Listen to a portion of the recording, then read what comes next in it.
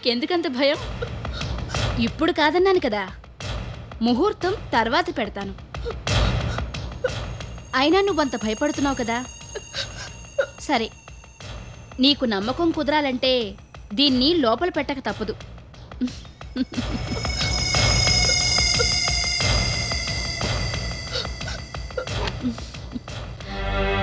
లోపల పెట్టేశాను, కానీ ఎప్పుడు అవసరం వచ్చినా వాడతాను.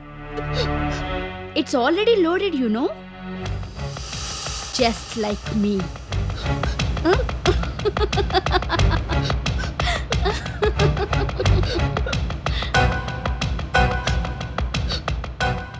ఏయ్, నేను నీకో బొమ్మలా కనిపిస్తున్నానా, లేక నా మొహం మీద ఏమైనా కోతులు ఆడుతున్నాయా అలా చూస్తున్నావు? అవునులే, నన్ను బొమ్మ అనుకోకపోతే నాతో మీ ఇద్దరు ఇలా ఎందుకు ఆడుకుంటారు? పాల గ్లాస్ అక్కడ పెట్టెళ్తావా లేదా?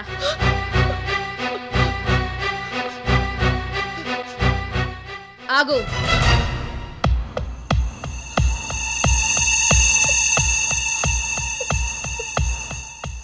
నేను నిన్నో విషయం సూటిగా అడుగుతాను, కనీసం దీనికైనా అబద్ధం చెప్పకుండా ఉంటావా? నిన్నే అడిగేది, మాట్లాడవే. దేని గురించి మేడం? ఆ పాలలో ఏం కలిపావు? నిన్నే అడిగేది, ఆ పాలలో ఏం కలిపావు? ఏమీ కలపలేదు మేడం. మీకంత అనుమానంగా ఉంటే నేనేం చేయలేను. అయినా నేను ఎలాంటి దాన్నో మీకు ఇంకా అర్థం కాలేదా? అర్థం కాకే బాగా అర్థమైంది, అందుకే ఇంత భయపడుతున్నాను. నా అడ్డు తొలగించుకోవడానికి మీరిద్దరూ ఏం చేసినా చేస్తారు. Who knows? అనుమానం రాకుండా నన్ను పైకి పంపించేసి ఆ తర్వాత ఆయన గారు నిన్ను పెళ్లి చేసుకుని ఇదే ఇంట్లో సెటిల్ అయిపోవచ్చు. నేను పోయాక ఈ ఆస్తంతా ఆయన అనుభవించొచ్చు. మేడం ప్లీజ్, మీరెందుకు ఇలా ప్రవర్తిస్తున్నారో నాకు అర్థం కావడం లేదు. మీకు నా మీద అంత అనుమానంగా ఉంటే నేను వెంటనే ఇక్కడి నుంచి వెళ్ళిపోతాను. రాజీనామా చేస్తానంటే వినరు. నన్ను ఇక్కడే ఉంచి ఎందుకు ఇలా హింసిస్తున్నారో అర్థం కావడం లేదు. మీరు అనుకుంటున్న పనులేవి నేను చేయలేదు. నేను అసలు అలాంటి దాన్ని కాను. మీకు ఇంకెలా చెప్పాలో, మీకెలా నమ్మకం కలిగించాలో నాకు అంతు పట్టడం లేదు. ఇప్పటికైనా మీకు ఇష్టం లేకపోతే క్లియర్ గా చెప్పేసేయండి, నేను వెళ్ళిపోతాను. ఎక్కడికి వెళ్తావు? వెళితే మాత్రం నువ్వు ఆయన్ని కలవకుండా ఉంటావని, ఆయనతో మాట్లాడకుండా ఉంటావని, నా మీద కుట్ర చేయకుండా ఉంటావని ఏంటి గ్యారంటీ?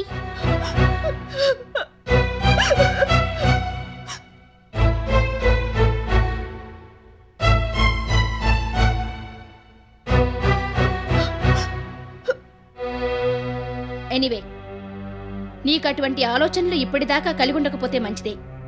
ఇక ముందు కూడా నీకు అలాంటి ఆలోచనలు రాకూడదని నేను ఇలా మాట్లాడుతున్నాను. అసలే కుంటిదాన్ని, పైగా ఆయన గారు నన్ను ఏరుకోరి వరించలేదు.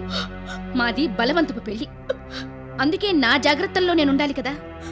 ఎనీవే, నీతో ఇదంతా మాట్లాడడం అనవసరం. నేను చేయదలుచుకున్నది మాత్రం చేస్తాను. You may go now.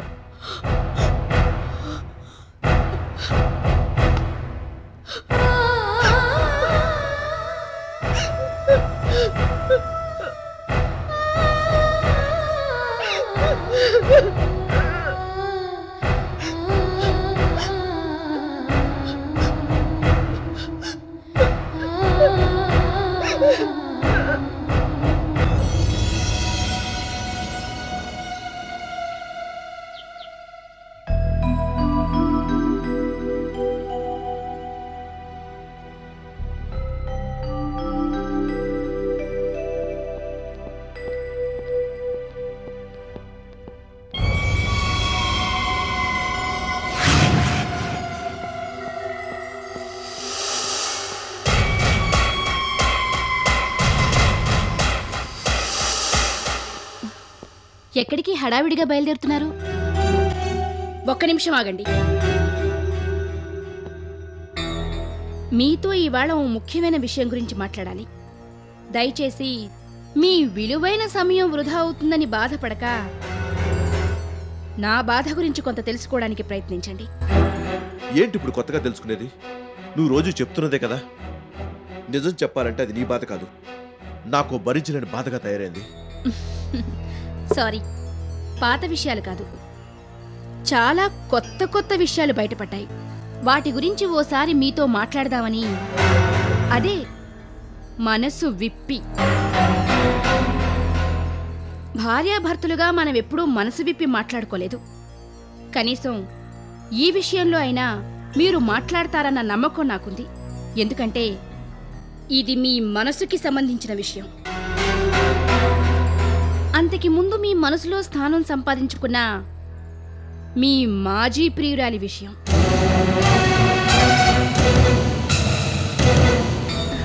చూసారా, మాజీ ప్రియురాలు అన్న మాట వినగానే ఎంత అటెంటివ్గా నిలబడి చూస్తున్నారా?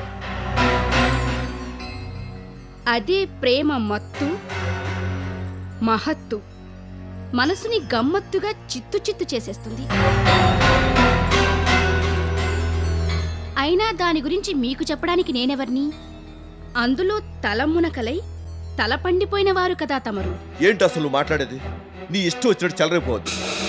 చెప్పదలుచుకున్నది ఏదో స్పష్టంగా చెప్పు. చెప్పక ఊరుకుంటానా? విషయం ఇంత దూరం వచ్చాక ఇక ముసుగులో గుద్దులాట అనవసరం.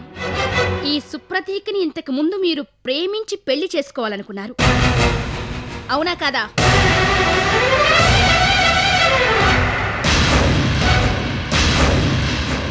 మిమ్మల్ని అడిగేది. ఏంటలా కొయ్యబారిపోయి చూస్తున్నారు? విషయాన్ని స్పష్టం చేయమన్నారు కదా. నేనన్నది నిజమో కాదో ఇప్పుడు మీరిద్దరూ ఒక్క మాటలో తేల్చి చెప్పండి. ఏ నోరు పెగలడం లేదా? అవును, ఎందుకు పెగులుతుంది? ఇంతకాలంగా నా కళ్ళకి గంతలు కట్టి నన్ను అమాయకురాల్ని చేసి ఆడించారు. అసలు ఆవిడ గారి ఇంట్లో అడుగుపెట్టినప్పుడే మీ ఇద్దరి ప్రవర్తనతో నాకు అనుమానం వచ్చింది. అందుకే గుచ్చి గుచ్చి అడిగాను. మీరిద్దరూ ఆరితేరిన నటీనటులు కాబట్టి బ్రహ్మాండంగా సీన్ని రక్తి కట్టించారు. విషయం బయటపడకుండా జాగ్రత్త పడ్డారు. కానీ నిజం నిప్పు లాంటిది, ఎప్పుడో ఒకప్పుడు బయటపడక తప్పదు.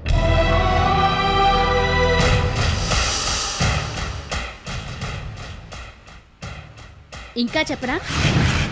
మీరావిడ గారిని పెళ్లి చేసుకోవాలనుకుంటున్న టైంలోనే ఆ మహాతల్లి కక్కుర్తి పడి మీ ఆఫీస్లో డబ్బునే కాజేసింది.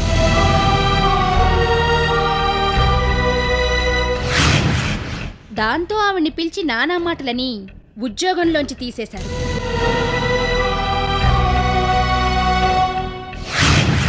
ఆ పెళ్లిని రద్దు చేసుకున్నారు.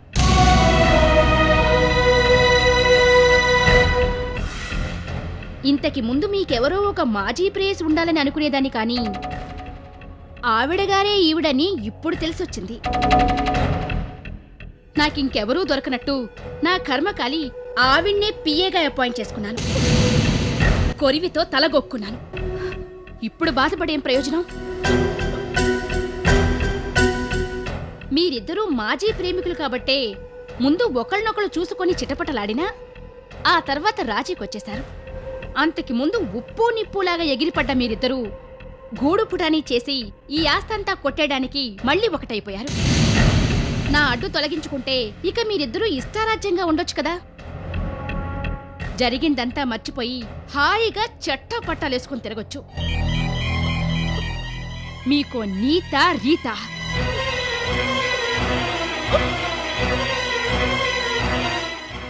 అబ్బా, ఏ నటన! ఏదో షాక్ అయిపోయి కళ్ళు తిరిగి కింద పడిపోయినట్టు నటిస్తే నేను నోరు మూసుకుంటాననుకుంటున్నావా? ఆ పప్పులేం ఉడకో. ఇవాళ నా ప్రశ్నకు సమాధానం చెప్పి తీరాల్సిందే. చెప్పండి,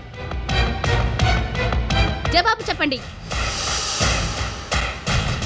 ఈ సుప్రతీకని మీరింతకు ముందు ప్రేమించారా లేదా?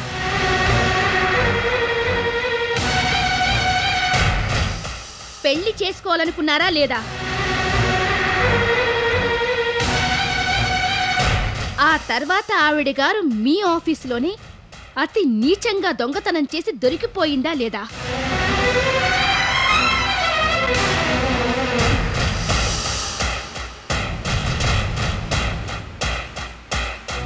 చెప్పరు. మీరెందుకు చెప్తారు? అది అబద్ధమైతే కదా కాదనడానికి. అందుకే ఇద్దరూ తేలుకుట్టిన దొంగల్లాగా అలా చూస్తూ నుంచున్నారు. అయినా మీరు చెప్పకపోయినా నాకు నిజాలు తెలిసిపోయాయి. నేను అడుగుతున్నాను కాబట్టి కనీసం ఈ విషయమైనా చెప్పండి. మొదట్లో ఈ ఇంట్లో ఒకళ్ళనొక్కళ్ళు చూసుకుని షాక్ అయిన మీరిద్దరూ ఆ తర్వాత రాజీకొచ్చారా లేదా అదైనా చెప్పండి. లేకపోతే ఇంతకి ముందులా కాకుండా హాయిగా ఏ గొడవ లేకుండా ఆఫీస్కి ఎందుకు వెళ్తున్నారు? అక్కడ గంటలు గంటలు కబుర్లు ఎందుకు చెప్పుకుంటున్నారు? ఆ పైన ఇంకేవో షికార్లు కొట్టి అడ్డమైన పుకార్లు ఎందుకు పుట్టించారు? చెప్పండి. మీరిద్దరూ కలిసి ఓ నిర్ణయానికి వచ్చారా లేదా?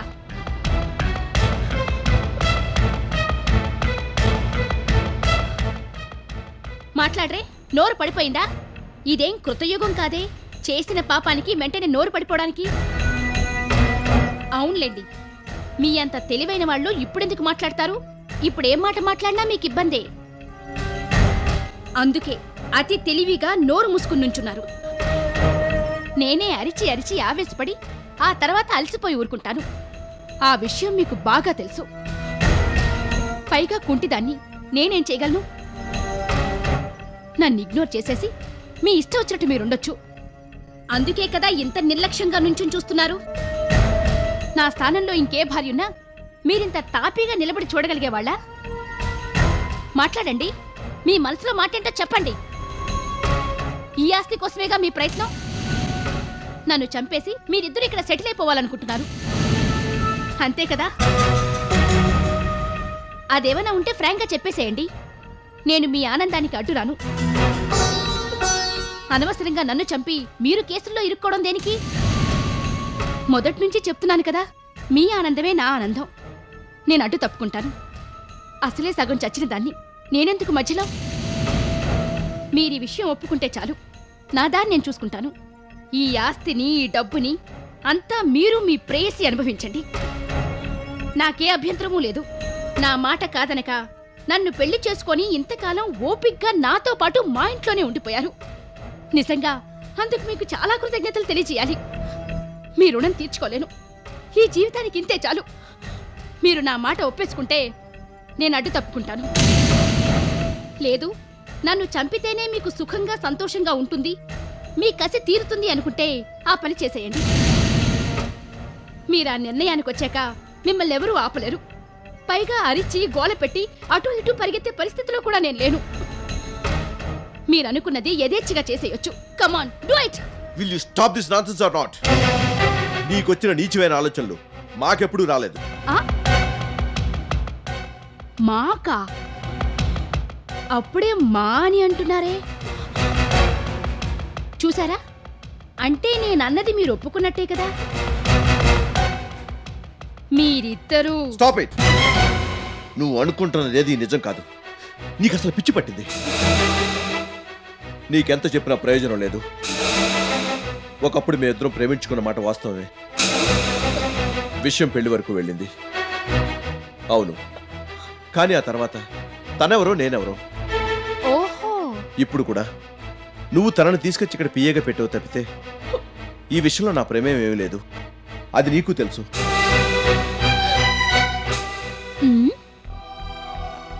సుప్రతీకని ఇక్కడ మొట్టమొదటిసారిగా చూసినప్పుడు చాలా ఇబ్బంది పడ్డాను. It's natural. తన్ను పంపించేమని నీకు ఎన్నోసార్లు చెప్పాను. నాకు ఎటువంటి దురుద్దేశం ఉన్నా నీతో ఆ మాట ఎందుకంటాను? నీకు ఈ విషయాలని చెప్పి ఇబ్బంది పెట్టడం దేనికని చెప్పలేదు, కానీ నిజం దాచాల ఉద్దేశం నాకేమాత్రం లేదు. ఆ తర్వాత ఆవిడగా తన ఉద్యోగం తను చేసుకుంటూ వెళ్తుంది. నా పని నేను చేసుకుంటున్నాను.